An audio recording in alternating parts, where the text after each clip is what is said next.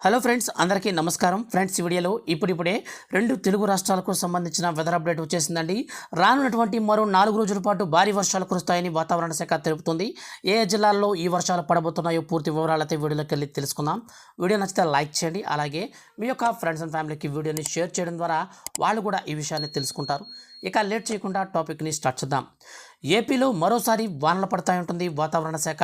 బంగాళాఖాతంలో ద్రోణి కొనసాగుతుంది. దీని ప్రభావంతో రానున్నటువంటి మరో 4 రోజుల పాటు భారీ వర్షాలు, అక్కడక్కడ మోస్తరు వర్షాలు కురిసే అవకాశం ఉందని భారత వాతావరణ శాఖ ఐఎండీ తెలిపింది. ఈ యొక్క అల్పపీడన ద్రోణికి అనుబంధంగా సముద్ర మట్టంపై 1.5 మీటర్ల ఎత్తులో ఆవర్తనం కొనసాగుతున్నట్లు ఐఎండీ పేర్కొంది. దీని ప్రభావంతో ఇవాళ రాయలసీమతో పాటుగా తమిళనాడు, దక్షిణ కోస్తా జిల్లాలలో అక్కడక్కడ తేలికపాటి నుంచి భారీ వర్షాలు కురిసే అవకాశం ఉందని అంచనా వేస్తున్నారు. అయితే ఈ రోజున అన్నమయ్య, తిరుపతి, చిత్తూరు, కడప, నెల్లూరు జిల్లాలలో వర్షాలు పడతాయని వాతావరణ శాఖ తెలిపింది.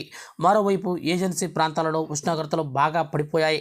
అల్లూరు జిల్లాలో ఏకంగా 7 డిగ్రీల ఉష్ణోగ్రత నమోదైతే ఇక చింతలపల్లిలో 8 డిగ్రీలు, అరకులోయలో 10 డిగ్రీల సెల్సియస్ నమోదైనట్లు వాతావరణ శాఖ అధికారులు తెలిపారు. ఇక తెలంగాణకు సంబంధించి చూసుకున్నట్లయితే ఈ యొక్క అల్పపీడన ద్రోణి ప్రభావంతో తెలంగాణలో ఎటువంటి వర్షాలు పడబోవని, ఇది తెలంగాణ పైన అంత ప్రభావం చూపించదని మనకు ఈ యొక్క వాతావరణ శాఖ తెలిపింది. తెలంగాణ రాష్ట్ర వ్యాప్తంగా మనకు మంచు ఎక్కువగా కురుస్తుందని, రాత్రిపూట చలిగాలులతో పాటుగా చలి తీవ్రత పెరిగే అవకాశం ఉందని, ఉష్ణోగ్రతలు భారీగా 1 నుంచి 2-3 డిగ్రీల సెల్సియస్ నమోదయ్యే అవకాశం ఉందని వాతావరణ శాఖ అధికారులు తెలిపారు.